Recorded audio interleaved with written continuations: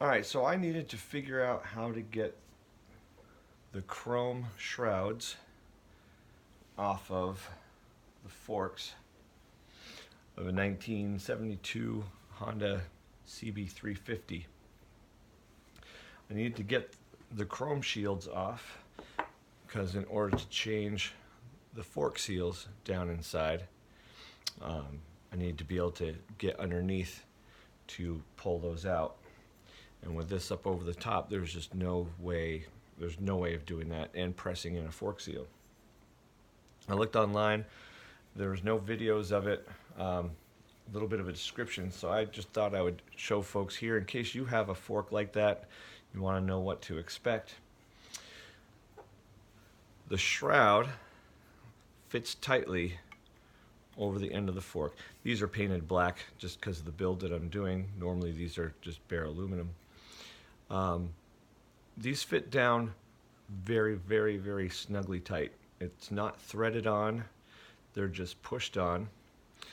There are 2 peen marks in the chrome, and those peen marks tend to align with this little recessed portion here, very slightly carved out. And so what I found with this particular one is that one of the peen marks was in the middle of the channel and the other peen mark was just off to the side. And you can just barely make out the 2 little circles there. What I also found was that the aluminum right here is just a little bit lower, allowing you to get a screwdriver, a flat tip screwdriver in the groove, and then with a hammer you can tap here. I would say gently, except that about 7, 8, 9, 10 minutes into this it became less and less gently because these things are on super tight. I did eventually get this up to the point where there's a little bit of a lip all the way around, and then I was able to gently get a screwdriver around the outer edges and tap that way, and then it pretty much stayed that way, say a couple millimeters above. So I took a spanner tool, and there's 2 grooves cut in the top of these shrouds, and I laid the spanner in there and I just tugged back and forth until this piece finally loosened up, and then I was able to slowly rock it back and forth and slide it off the forks.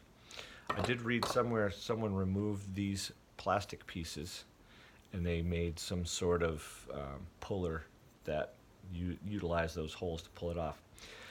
But I have the patience of a toddler, and my wife actually says I'm giving myself too much credit, and my fork seals came in the mail and I did not have any time to fabricate up anything like that. So this piece slid off. I was able to clean it up. I didn't mar it up too much. I think there's maybe just a little bit of I can feel a little something right there. I'll take the wire wheel to that and it should be good. This piece came off relatively easily. I think it probably took me 20 minutes of working at it. I put this in a bench vise with 2 pieces of wood on either side so I wouldn't mess it up too much. I'd say the hardest part wasn't getting the chrome shroud off, it was getting this, this pin out, because the pair of snap ring pliers that I have look to expand a ring, not shrink it up. So I had to put my pliers in and then have my son grab a pair of pliers and apply pressure here. This thing is tight.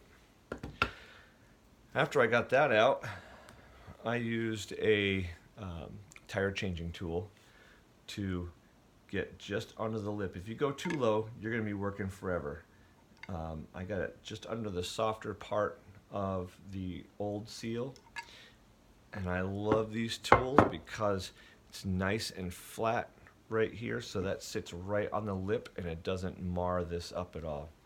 If you use one of these ugly Craftsman screwdrivers, that has the sharp point going right along the edge here where the flat tip is, you are going to do terrible things to this. This was in very tight.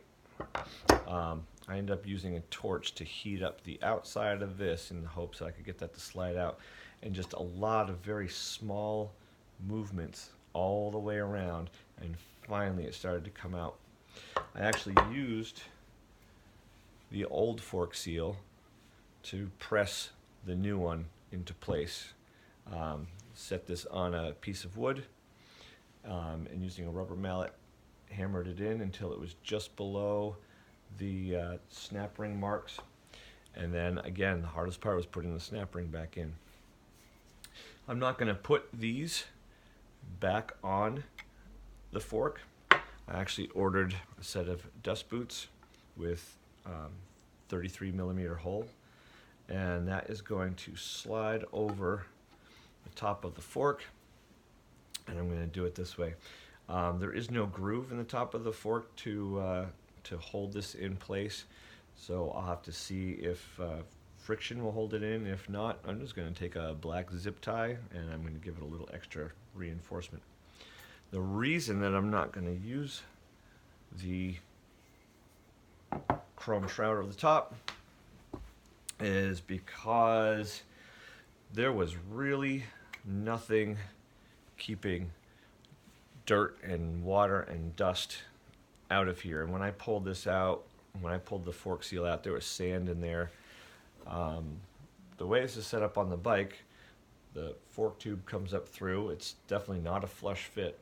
This slides over the top of that, but there is really nothing keeping water and everything else from splashing up in here and then coming back down into the tube. I am going to keep these because I do have another 72 CB350 and the front parts are a little bit more messed up. This was a parts bike I was starting out with. I decided rather than having it just be a parts bike, I was going to take off the parts that the other bike needs, and I'm going to turn this into something very different, hence the black fork tubes here. I painted these up with just some gloss spray paint, and then I put a matte clear finish over the top.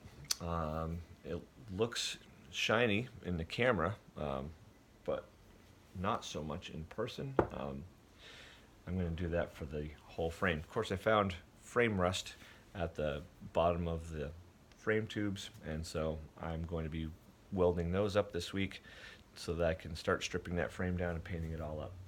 But anyway, that's what this looks like. When I did the second one was not as easy. In fact, the second one was quite difficult. If you could see, really went to town on this bottom lip here. I even went as far as trying to drill out the peen marks because these weren't even lined up with the channel on the second fork, and I don't think that actually did anything. But you can see all around the edge of this thing. Once I got just a little bit here, I went around the whole thing, and this took a long time and a lot of hammering. I tried my trick of laying the spanner across. All that ended up doing was bending these pins just a little bit, so I stopped doing that. I got a smaller screwdriver and I would fit it into any recess I could and just hammer. This one must have taken me, I don't know, 45 minutes back and forth. I would stop and then I'd go back. Maybe it took me an hour. This one took forever. I gotta say, it's actually in pretty decent shape despite the work, but I think this time I may have had the patience of a 12-year-old, not a toddler.